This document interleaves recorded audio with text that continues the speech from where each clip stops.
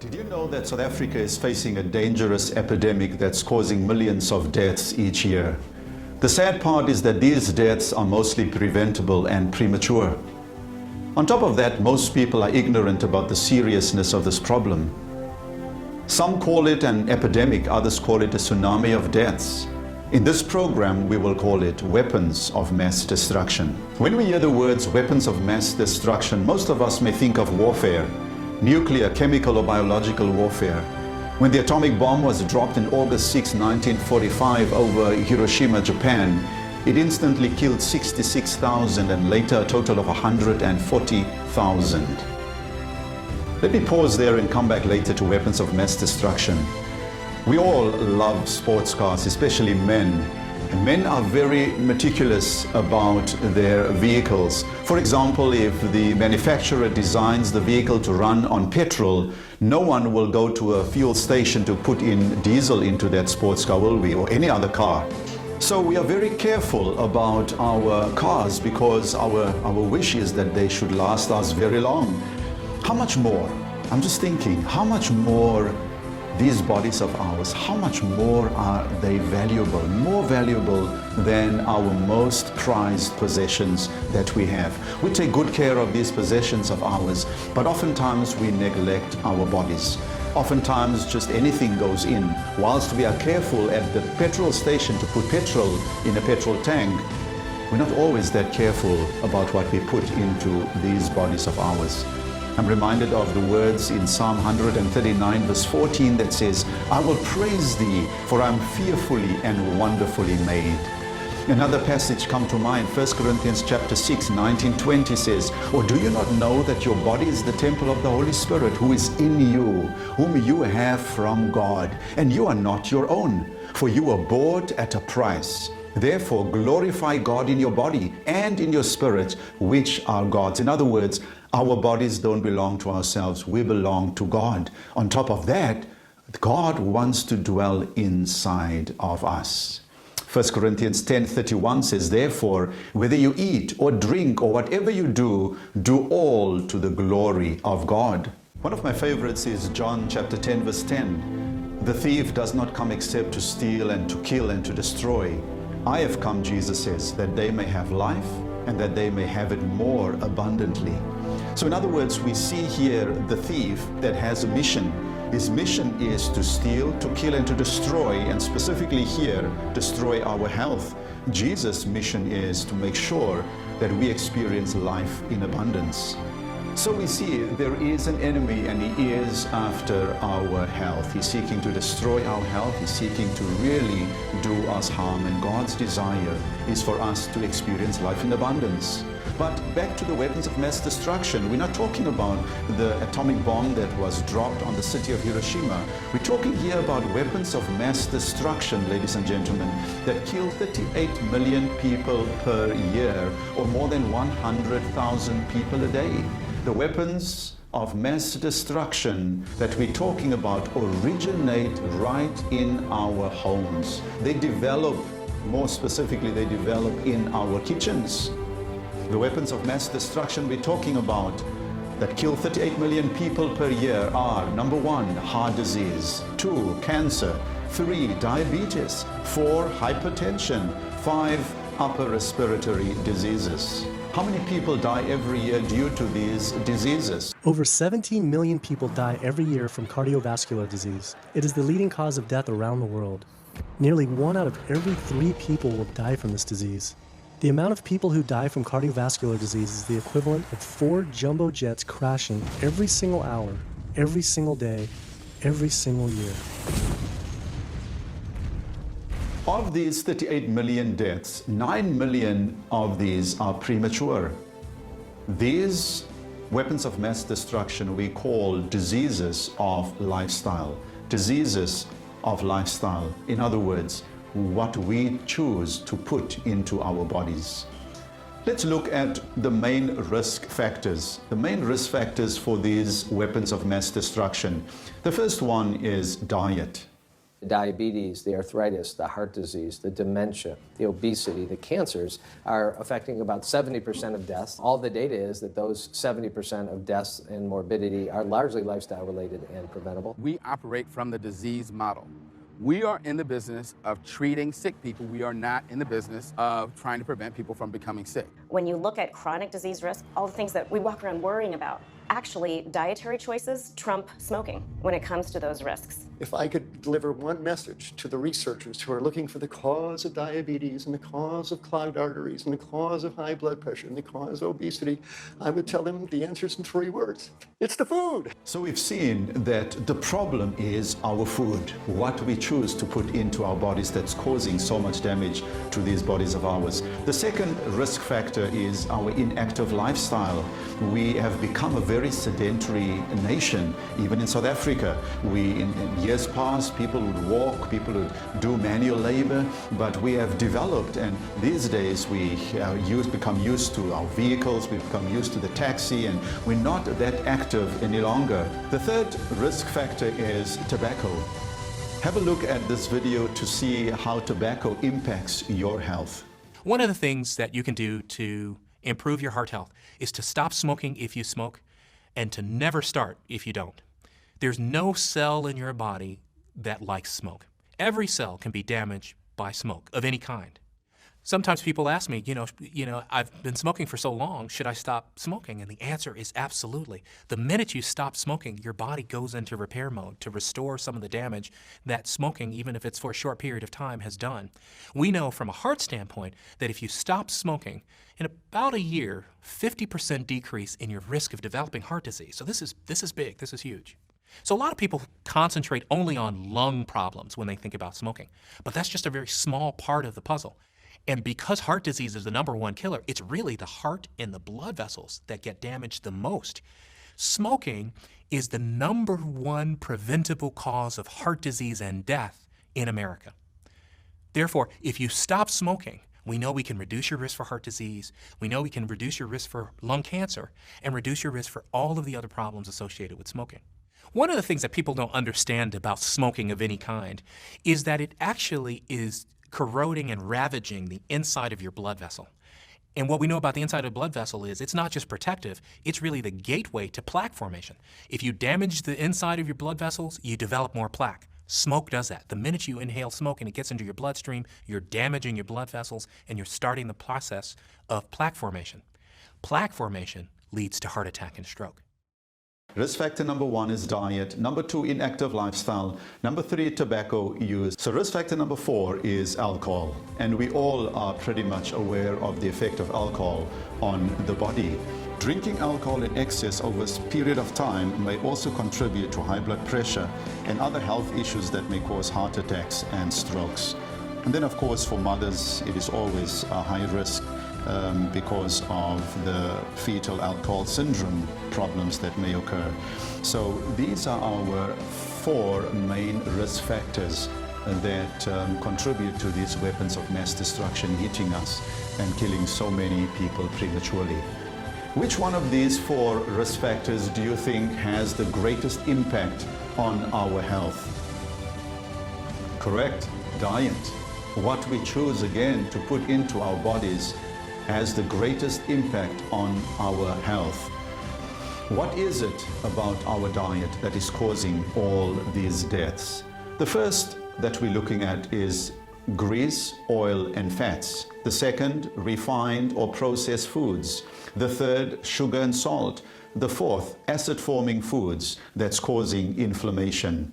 Let's go back to grease, oil, and fats.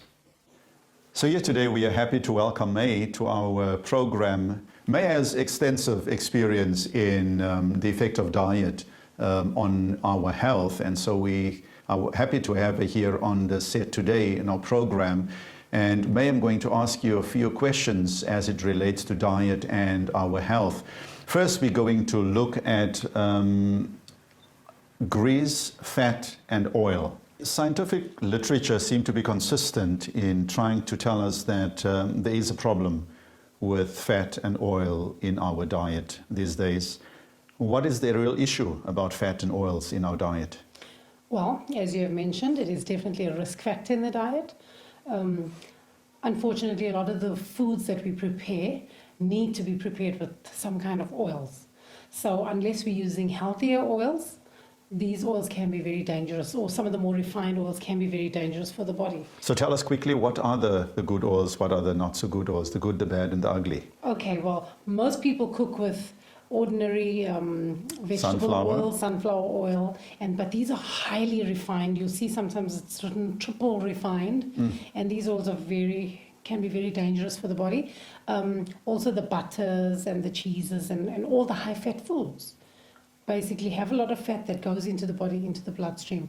The healthier fats would be, well, if you're talking about fats to cook with. Yes, the oils to cook with. Your coconut oil, your grapeseed oil.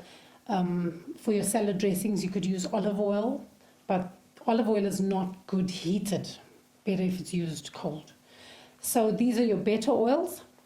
Just pause right there. You mentioned coconut oil and grapeseed oil. These, especially grapeseed oil, is a very expensive oil. Affordability, tell us, how are we going to manage? Yes, we all need to move away from the fat, the grease, and the oil. It's not good for our health. It's not good for the heart. It's not good for the arteries. Well, I have found that in my own kitchen, when I made the transition and the decision to move to healthier, I found that because the oil is more expensive, I was automatically using less. So, because I want my bottle to last the whole month, I just use less, and it's healthier because even these healthier cooking oils, it's still better to use as little as possible. So if possible, if you could just saute your onions in water, Is that even possible? You could still get an absolutely flavorful dish with using absolutely no oil. Oh yeah, I remember that one time we were in Chatsworth. I think we did a cooking demonstration there, and we had an Indian lady that helped us, and she said she's going to do biryani and she's just going to saute it in water, etc. And she did it. And it was delicious. And people did not Nobody even knew. know. All right, so May, take us a little bit deeper. Mm-hmm. How do these fats and oils really affect the body on the inside? Oh, in many ways. When we take in these fats and oils, they get into the body, and once they're in the body, eventually they make their way to the blood vessels because they get carried through the blood. And unfortunately, if you're on a high cholesterol diet, a high fat diet, that cholesterol is going to line your blood vessels eventually and cause problems with hypertension and even heart disease. And I mean, it's common knowledge these days that people who live on burgers and cheese and all these high fat foods, they have issues with blood pressure and heart problems eventually. So hypertension is one of the problems. Well, another issue with fat in the diet, or a high fat diet, is that it can cause or worsen diabetes. And this really becomes a problem. It can make a person insulin resistant. What is insulin? Insulin is a hormone that is released into the blood when foods are digested by the body. So when you take in your food and the food is digested, the body senses that there's sugar in the bloodstream because sugar is needed for energy. The sugar needs to be transported to the cells so that a person can have energy. But for the sugar to get into the cells, or the glucose to get into the cells, we need insulin. So insulin is released from the pancreas, goes into the blood, and it is transported together with the glucose to the cell. However, if a person is on a high-fat diet and a person is obese or overweight, it could be that the fat, in a sense, coats the cell so that the insulin cannot unlock the cell. Because so the glucose can go in. Exactly. That's the job of the insulin, just to unlock the cell, to let the glucose in. Now, it cannot if the cell is coated. If the glucose remains in the blood, that to me logically is a problem. Yes. that definitely becomes a And problem. that's how you become diabetic? That is how you become diabetic, because when you test your blood, you'll have a sugar reading that is high, and it can cause all kinds of problems, because with the sugar floating around in your blood, now you know the blood vessels carry the blood to all parts of the body, even to the tips of your fingers, into your eyes, all over. You have capillaries and all these blood vessels. Too much sugar in the blood damages the blood vessels. And all over the body. So eventually people whose blood sugar is not controlled, they suffer with all kinds of problems, even vision problems. They suffer with peripheral neuropathy, you know, the numbness in the extremities. And all of this comes from high fat? Too much sugar in the diet, because too much sugar in the blood, because it cannot get into the cells, because the body has become insulin resistant. All right. Right. Okay. So that is, but there's more? The issue with oil and fats in the diet? Well, absolutely. Like we said, you know, it contributes to hypertension. It can worsen it. It can lead to cardiovascular problems, diabetes. You know, and also it just makes one overweight. All right. A high-fat diet will put lots of fat on the body, and it's very unhealthy, because this fat eventually it can get around your organs. They call it visceral fat. So especially around the waistline. And that's unhealthy fat. Yes, absolutely, and it's very harmful. This is an animation. That yellow stuff there, that's the omentum. And that pad, we're going to get rid of that for a second. There's the liver up there, the gallbladder's the green stuff, and there's the stomach of the food you ate earlier today, and it's being pushed down to the small bowel. Your bowel is going to mix that with bile, the green stuff from the gallbladder, and like a soap, it'll wash it and help it absorb through this very thin wall to the big portal vein. This vein carries all the nutrients to the liver. No matter what you eat, the liver's going to metabolize it and send it out to the body. If you eat healthy stuff, the liver's going to love that. If you eat unhealthy stuff, the liver will turn fatty. This fat liver afflicts a quarter of the population, and then this omentum starts to get ponderously large. It pulls way across and becomes that big beer belly that so many folks have. Now, I got news for you. Men after the age of 40 never buy a new belt size. What do?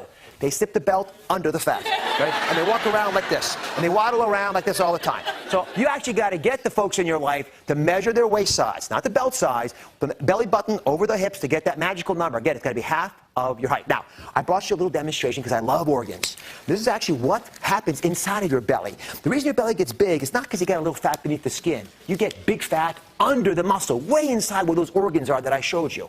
Normally, omentum looks like this. See, it's very thin, very dainty. It's like pantyhose, very elegant, right? You can see through it almost. I can see it, right? Now, what happens is, instead of having that nice dainty omentum, you end up with this. Now, compare this to this.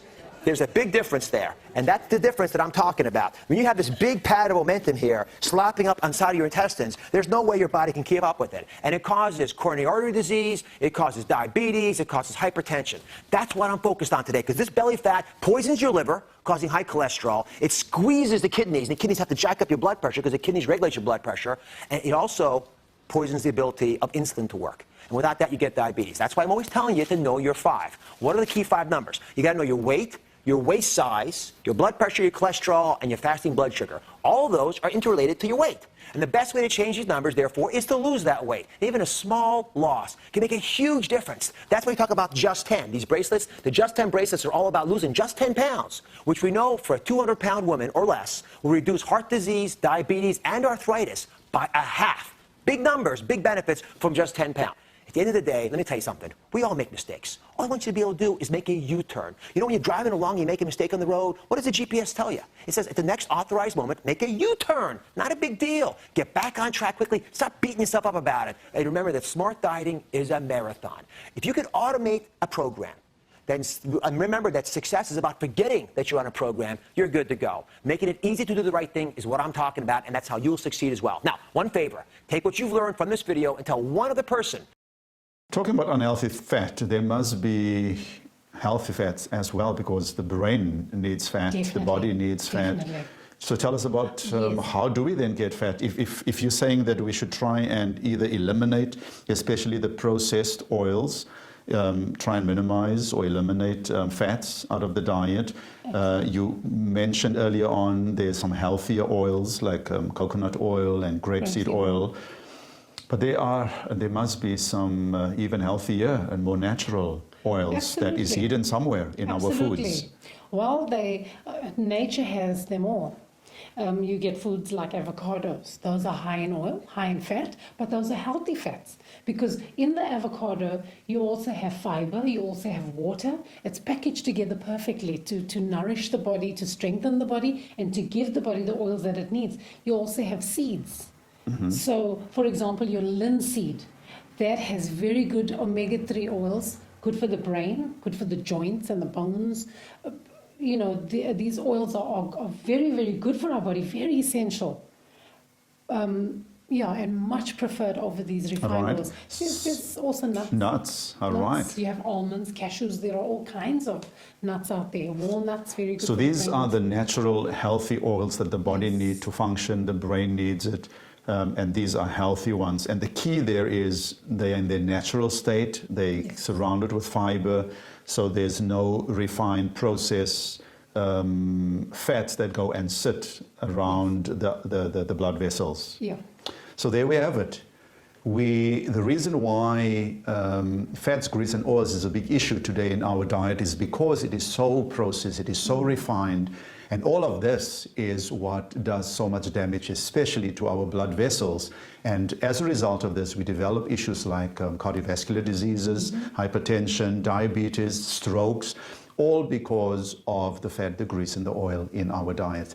There are healthier ways, so please do some research and make sure that we can minimize and even eliminate the unhealthy oils, especially those lower cost oils. When we use them, let's try and use them to the minimum. And if we are able to get to the healthier oils like the coconut oil and the grapeseed oil, even that we will use naturally less because it is so costly. A second problem within our diet today